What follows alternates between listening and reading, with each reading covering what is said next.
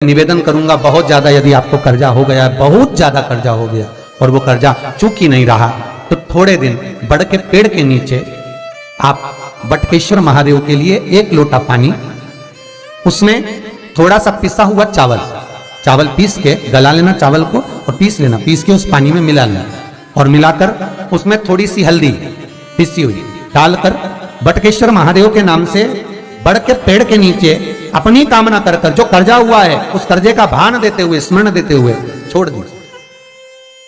महाराज 2 या 3 सोमवार एक ही जगह पर करना, 3 सोमवार बाद वहीं से बड़ के पेड़ की थोड़ी सी जड़ उठा लाना और उस जड़ को एक कोई धागे में बांधकर या तो अपनी गले में डाल लो या अपनी जेब में पटक लो, उसको थोड़े दिन पटक कर रखना, लगभग 2 से 3 महीना पटक कर रखो।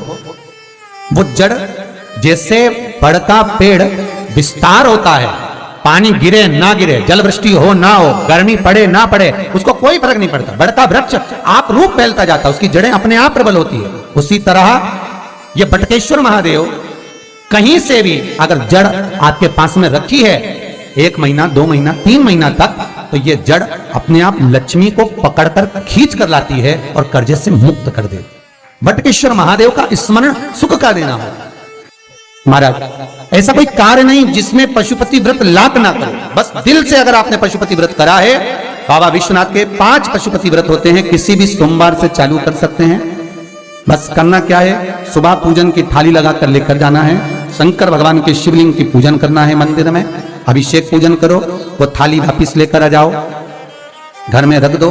उसी थाली में शाम के समय प्रदोष काल में सूर्य डूब रहा हो, उसके कुछ ही समय के बाद आप आनंद में 6 दिए घर से लेकर जाओ, थोड़ा सा मीठा बनाकर लेकर जाओ और 5 दिए शंकर जी के मंदिर में लगाओ। पूजन करने के बाद में मीठे के 3 हिस्से कर दो, 2 हिस्से बाबा के मंदिर में अलग अलग रखिए, एक ही प्लेट में 2 हिस्से नहीं रखना है, दोनों हिस्सों को अलग अलग कटोरी में, अलग अलग दोने में, अलग अलग प्लेट में बाबा को रख दो और एक हिस्सा, एक दिया लेकर आ जाइए। घर के दरवाजे में प्रवेश करते समय राइट भाग में एक दिया घी का लगा दीजिए जो लेकर आयो मंदिर से, उसको जला के नहीं लाना है, वहीं पर जलाना। दरवाजे के पास आराम से बैठो, दिया जलाओ और प्रसाद लेकर अपनी कामना कर कर घर के अंदर सीधा पांव रखकर अंदर चले जाओ। सवेरे फरियाल करो, शाम को भोजन करो। जब भोजन करो उस समय पर जो मीठे का आपने भोग लगाया था भोलेनाथ जी को, जिसका एक हिस्सा लेकर आए हो, सबसे पहले भोजन में वो हिस्सा खा।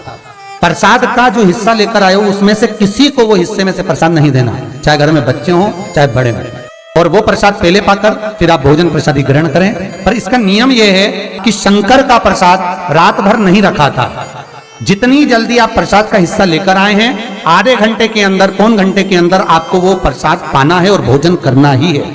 ये नहीं कि सब आएंगे, इंतजार कर रहे हो, 10 बज गई, 11 बज गई, प्रसाद आपका इंतजार कर रहा है। प्रसाद का मतलब होता है प्रभु का साक्षात दर्शन। प्रसाद का मतलब यही है, प्रसाद प्रभु का साक्षात दर्शन। वो रखा रखा जब ज्यादा समय हो जाता है तो घर में वो कष्ट प्रदान करने लगता है। हमेशा याद रखो, प्रसाद जैसे ही आए उसका सही समय पर उसको पाओ। रखे हुए प्रसाद पड़ा हुआ है, फ्रिज में रखा हुआ है, बेटा खाएगा, बहू खाएगा, ये खाएगा, वो खाएगा, फिर धीरे धीरे वो बद्दुआ देना प्रारंभ कर देता है, जिससे घर में बड़ी बीमारी फैलने लगती है, बड़ा रोग आने लगता है। तो लोग सोचते हैं हमारे घर में ना तो हम कोई नशा करते हैं, ना हम कोई चीज खाते हैं, ना हम बाजार का खाते हैं, फिर रोग कहां से आता, फिर बीमारी कहां से आती, अर्थात वो बद्दुआ देता है। उसका प्रयोग करो, समय पर करो।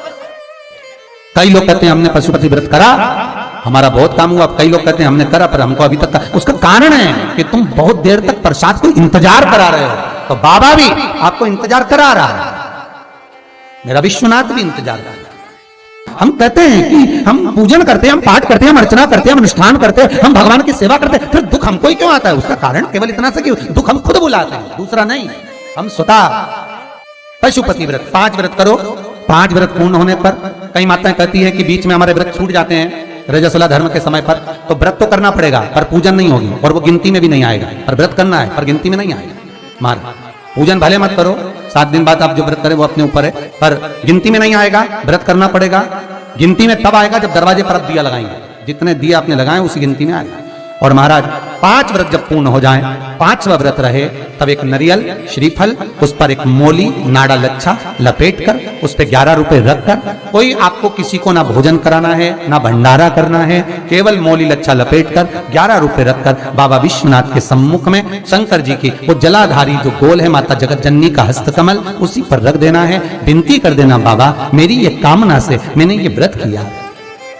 जो पशुपति व्रत स्कंद पुराण में, लिंग पुराण में, नर्मदा पुराण में, शिव महापुराण में, पद्म पुराण के अंदर वर्णन किया, वो व्रत मैंने किया। बाबा मेरे इस व्रत को स्वीकार करना, मेरी कामना पूर्ण करना। बाबा को झोली पसार कर प्रणाम करो और अपने घर को चल जाओ। बस यही 5 व्रत का विधान। पशुपति व्रत ऐसा कोई काम नहीं जो ना हो, बस दिल से अगर व्रत किया है तो बाबा मनोकामना पूर्ण तो करे ही।